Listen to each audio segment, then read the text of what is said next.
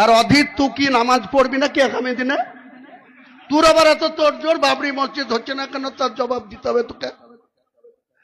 তুই তো বেলডাঙ্গার লোককে বোকা বানাস, সরুলিয়া, জলিলিয়া, আরো মাদ্রাসায় সারগাছিতে দাঁড়িয়ে দাঁড়িয়ে পেন্ট্রোল থেকে মুতিস, মুতে এসে এখানে আবার কোরআনের আয়াত পড়িস। তুই না মুখ হারাম। তুই আবার কেন বলবি বাবরি মসজিদ তাড়াতাড়ি হোক? তোর কি স্বার্থ রে? তুই বাবরি মসজিদের মর্যাদা কি বুঝিস? তুই কংগ্রেস করিস, তোর প্রধানমন্ত্রী ছিল পিভি নরসিংহ রাও।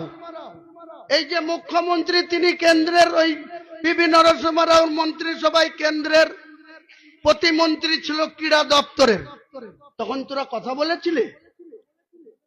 তুই তো ছিলিস না, তোর কোন অস্তিত্ব ছিল না। অধীর 92 সালে, 99-এ তুই এমপি হয়েছিস। মমতা ব্যানার্জি তো ছিল, তুমি বিরোধিতা করেছিল। কংগ্রেস দল বাবরি মসজিদে রাজীব গান্ধী হিন্দুদের কথায় তালা মেরে দিয়েছিল, নামাজ পড়া বন্ধ করেছিল 86 সালে। তারপরে ধীরে ধীরে আরো হিন্দুরা শক্তিশালী হলো, 92 সালে বাবরি মসজিদটা ধ্বংস করে দিল। সেই বাবরি মসজিদ আমি প্রতিদিন থ্রেড খাচ্ছি, প্রতিদিন মাথা কেটে লেয়ার কথা বলছে, তবুও আমি এখানে দাঁড়িয়ে আছি। আর তোরা মুনাফেকরা মজা মারছিস। অর্থাৎ অ্যারেস্ট হয়ে আছে। তো আমি যে কথাটা আগেও বলেছি, আজও বলার চেষ্টা করছি, যে হঠাৎ করে একটা ঘটনায় বিশেষ বিশেষ কারণে একটা করে প্রতিবাদ করলাম, আমার প্রয়োজন মতন। পশ্চিমবঙ্গের ঘটনা ঘটেই চলেছে, কিন্তু প্রয়োজন মতন আমি একটা ঘটনায় প্রতিবাদ করলাম, বাকি ঘটনা চলতে থাকলেও এটা না করে একটা স্থায়ী এবং সার্বিক সমাধানের রাস্তা পশ্চিমবঙ্গ সরকারের ভাবা উচিত বলে মনে করি। সেই হিসাবে অনেক প্রস্তাব আমি এর আগেও দিয়েছি, আজও দিচ্ছি। সেটা হচ্ছে যে পশ্চিমবঙ্গ সরকার পরিযায়ী শ্রমিকদের জন্য বিশেষ পরিচয়পত্র ইস্যু করুক, যেখানে তাদের ডিটেলস থাকবে, যাতে কোথাও বিপদে পড়লে সেই স্থানীয় এলাকার পুলিশের সঙ্গে সেখানকার পুলিশ বা প্রশাসন যোগাযোগ করতে পারে। এক। 2 নম্বর, কোন কোন রাজ্যে আমাদের পশ্চিমবঙ্গের পরিযায়ী শ্রমিকের সংখ্যা বেশি, সেই সব রাজ্যে একটা করে অফিসার নিয়োগ করা হোক, যাতে পরিযায়ী শ্রমিক সেখানে বিপদে পড়লে তাদের সঙ্গে যোগাযোগ করতে পারে। তাহলে এরকম হঠাৎ করে একটা ঘটনা হঠাৎ করে ঘটনা ঘটেই চলেছে। আমি তার মধ্যে কোনটা একটা ঘটনায় উল্লেখ করে সেটা নিয়ে একটা প্রতিবাদ করলাম, হল্লা করলাম, বাজার গরম করলাম, সেটা যেমন একটা দিক। আমি বলতে চাইছি যে স্থায়ী সমাধানের জন্য পশ্চিমবঙ্গ সরকারের ভাবা উচিত। পশ্চিমবঙ্গ সরকার যেগুলো করছে সেগুলোর পিছনে কোনো স্থায়ী সমাধানের রাস্তা আমি দেখতে পাচ্ছি না। পশ্চিমবঙ্গে কত পরিযায়ী শ্রমিক, কোন জেলার কত পরিযায়ী শ্রমিক, তার তালিকা নেই। সেটা তারা কোথায় আছে, সেই রাজ্যগুলোর নাম আমরা কেউ জানি না। সেই রাজ্যের রাজধানী তো আছে প্রত্যেকটা রাজ্যের, সেই রাজ্যের রাজধানীতে আমাদের তো অফিসারের অভাব নাই। তাদেরকে বিশেষভাবে সেই সমস্ত পরিযায়ী শ্রমিকদের ভালো মন্দে যাতে তাদেরকে ব্যবহার করা যায়, তাদেরকে যাতে তারা যাতে নজর দেয়, তার জন্য একটা করে অফিসার নিয়োগ করা হোক, ইমিডিয়েট নিয়োগ করা হোক। নাহলে আমি দেখতে পাচ্ছি বিশেষ ঘটনায় আমরা চিৎকার করলাম, টিভির পর্দায় চলে এলাম, বাকি ঘটনা চুপচাপ থেকে গেল। যেমন আমি বলছি, গতকালই আমি কেওনঝাড়ে কথা বলেছি, আমি নিজে সেখানকার শ্রমিকদের সঙ্গে যোগাযোগ করার ব্যবস্থা করছি। এবার বলো। হ্যাঁ হ্যাঁ বলো। চার্চে গিয়ে প্রার্থনা করছে, আর পাশাপাশি দেখা যাচ্ছে বজরং দলের লোকরা বিভিন্ন জায়গায় গিয়ে যারা ক্রিসমাস ডে পালন করছে তাদেরকে তাণ্ডব করছে, তাদের উপর। দেখুন, খ্রিস্টানদের বিরুদ্ধে বিজেপি সরকারের আক্রমণ, বিজেপি পার্টি, আরএসএস, বিশ্ব হিন্দু পরিষদের এই আক্রমণ আজকের নয়। আপনাদের মনে থাকবে উড়িষ্যার সেই স্টেন্স, আব্রাহাম যে ফাদার ছিল স্টেন্স, তার পরিবারকে আগুনে জ্বালিয়ে মেরে দেওয়া হয়েছিল 99 সালে। আমি তখন পার্লামেন্টে ছিলাম, এটা নিয়ে বহু আলোচনা হয়েছিল, বহু বিতর্ক হয়েছিল। সেইটা কিন্তু আজও চলছে। এই হিন্দুই শেষ কথা, হিন্দুত্বের দখল নিতে গিয়ে ভারতবর্ষের সংখ্যালঘু সম্প্রদায়ের কোন অংশের মানুষ তারা নিশ্চিন্ত নয় আজ। তাই আপনারা দেখতে পাচ্ছেন যে খ্রিস্টানদের বিরুদ্ধে হামলা বেড়ে চলেছে। এখন আবার নতুন ফরমান জারি করেছে এই আরএসএস, কি এর পর থেকে 25শে ডিসেম্বর পালন করা যাবে না।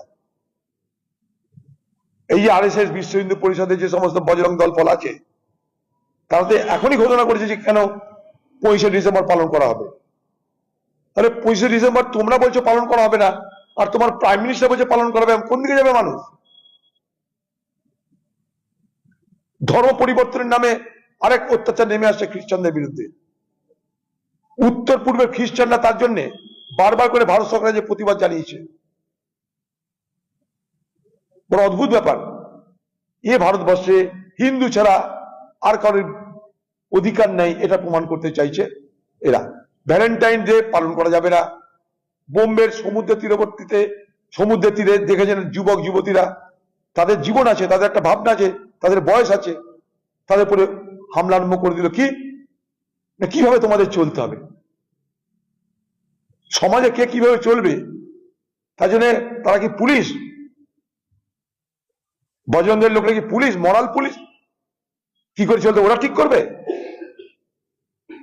25শে ডিসেম্বর পালন করা হবে না, ভ্যালেন্টাইন ডে পালন করা যাবে না, ওইটা করা যাবে না, সেইটা করা যাবে না। তাদেরকে দায়িত্ব দিয়েছে এ কাজ করা।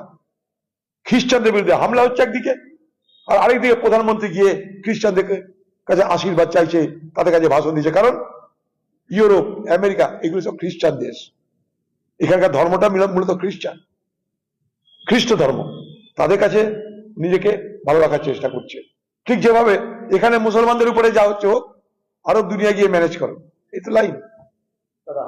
তাড়াতাড়ি করো। হ্যাঁ, অফিসারদের মুখ্যমন্ত্রীর বার্তা করি কমিশনের ডাব্লিউবিসিএস অফিসারদের মুখ্যমন্ত্রীর বার্তা করি কমিশনের ডাব্লিউবিসিএস সংগঠনের ষষ্ঠ তালিকা থেকে বাদ যাওয়া সব ভোটারদের শুনানির সুযোগ দিয়ে বিবেচনার আবেদন করে। এটা পশ্চিমবঙ্গের যে মুখ্যমন্ত্রী তার নির্দেশে করছে, এটা ডিস্টার্ব করার চেষ্টা হচ্ছে।